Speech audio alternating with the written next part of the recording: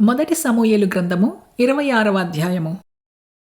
అంతటా జీఫీయులు గిబియాలో సౌలునొద్దకు వచ్చి, దావీదు యెషీమోను ఎదుట హకీలా మన్యములో దాగియున్నాడని తెలియజేయగా, సౌలు లేచి ఇశ్రాయేలీయులలో ఏర్పరచబడిన 3000 మందిని తీసుకుని జీఫు అరణ్యములో దావీదును వెదుకుటకు జీఫు అరణ్యమునకు పోయెను. సౌలు యెషీమోను ఎదుటనున్న షకీలా మన్యమందు త్రోవ ప్రక్కను దిగగా, దావీదు అరణ్యములో నివసించుచుండి తన్ను పట్టుకొనవలనని పౌలు అరణ్యమునకు వచ్చినని విని వేగుల వారిని పంపి నిశ్చయముగా సౌలు వచ్చినని తెలుసుకొనెను. తరువాత దావీదు లేచి సౌలు దండు దిగిన స్థలము దగ్గరకు వచ్చి, సౌలునకు సైన్యాధిపతియగు నేరు కుమారుడైన అబ్నేరును పరుండియుండగా వారున్న స్థలమును కనుకొనెను. సౌలు దండు క్రొత్తలములో పండుకొనగా దండువారు అతని చుట్టూ ఉండిరి. అప్పుడు దావీదు పాలెములోనికి సౌలు దగ్గరకు నాతో కూడా ఎవరు వత్తురని హిత్తీయుడైన అహీమెలెకును, సెరూయా కుమారుడును, యోవాబునకు సహోదరుడును అయిన అబీషైని అడుగగా, నీతో కూడా నేనే వత్తునని అబీషై అనెను.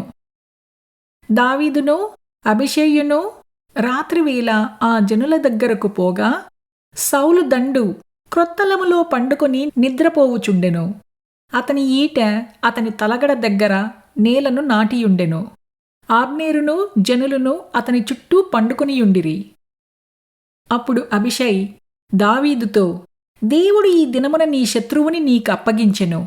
కాబట్టి నీ చిత్తమైతే ఈ ఈటెతో ఒక్క పోటు పొడిచి నేనతనిని భూమికి నాటివేతును. ఒక్క దెబ్బతోనే పరిష్కారము చేతుననగా, దావీదు నీవతని చంపకూడదు. యెహోవా చేత అభిషేకము నొందిన వానిని చంపి నిర్దోషియగుట ఎవనికి సాధ్యము? యెహోవా జీవము తోడు యెహోవాయే అతని మొత్తును. అతడు అపాయము వలన చచ్చును, లేదా యుద్ధమునకు పోయి నశించును. యెహోవా చేత అభిషేకము నొందిన వానిని నేను చంపను. అలాగున నేను చెయ్యకుండా యెహోవా నన్ను ఆపునుగాక. అయితే అతని తలగడ దగ్గరనున్న ఈటెను నీళ్ల బుడ్డిని తీసుకుని మనము వెళ్ళిపోదము రమ్మని అబీషైతో చెప్పి, సౌలు తలగడ దగ్గరనున్న ఈటెను నీళ్ల బుడ్డిని తీసుకుని వారిద్దరూ వెళ్ళిపోయిరి. యెహోవా చేత వారికందరికీ గాఢ నిద్ర కలుగగా వారిలో ఎవడునూ నిద్ర మేల్కొనలేదు. ఎవడునూ వచ్చిన వారిని చూడలేదు. జరిగిన దాని గుర్తుపట్టిన వాడొక్కడునూ లేడు. తర్వాత దావీదు అవతలకు పోయి దూరముగానున్న కొండమీద నిలిచి ఉభయుల మధ్యను చాలా ఎడముండగా జనులును నేరు కుమారుడైన అబ్నేరును వినునట్లు, అబ్నేరు, నీవు మాట్లాడవా అని కేక వేయగా, అబ్నేరు, కేకలు వేసి రాజును నిద్రలేపు నీవెవడవని అడిగెను. అందుకు దావీదు, నీవు మగవాడవు కావా? ఇశ్రాయేలీయులలో నీ వంటి వాడెవడు? నీకు యజమానుడగు రాజునకు నీవెందుకు కాపు కాయకపోతివి? నీకు యజమానుడగు రాజును సంహరించుటకు జనులలో ఒకడు నీ చేరువకు వచ్చెనే. నీ ప్రవర్తన అనుకూలము కాదు, నీవు శిక్షకు పాత్రుడవే. యెహోవా చేత అభిషేకము నొందిన నీ ఏలినవానికి నీవు రక్షకముగా ఉండలేదు. యెహోవా జీవము తోడు నీవు మరణశిక్షకు పాత్రుడవు. రాజు యొక్క ఈట ఎక్కడ ఉన్నదో చూడుము, అతని తలగడ యొద్దనున్న నీళ్లబుడ్డి ఎక్కడనున్నదో చూడుము అని పలికెను.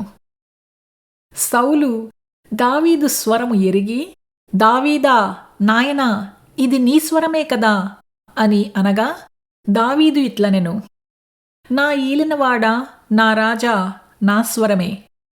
నా ఏలినవాడు తన దాసుని ఈలాగు ఎందుకు తరుముచున్నాడు?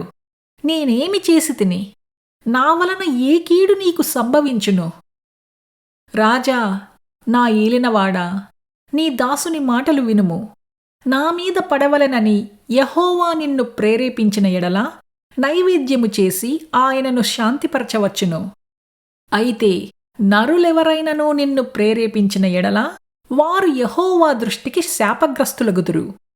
వారు నీవు దేశమును విడిచి అన్యదేవతలను పూజింపుమని నాతో చెప్పి యెహోవా స్వాస్థ్యమునకు హత్తుకొనకుండా నన్ను వెలివేయుచున్నారు. నా దేశమునకు దూరముగాను యెహోవా సన్నిధికి ఎడమగాను నేను మరణము నొందకపోవుదునుగాక.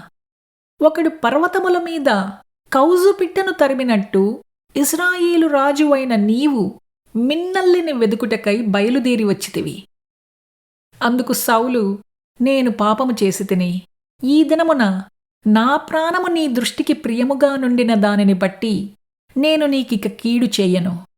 దావీదా, నాయనా, నా యొద్దకు తిరిగిరమ్ము.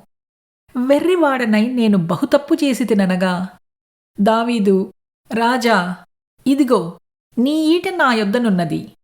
పనివారిలో ఒకడు వచ్చి దానిని తీసుకునవచ్చును.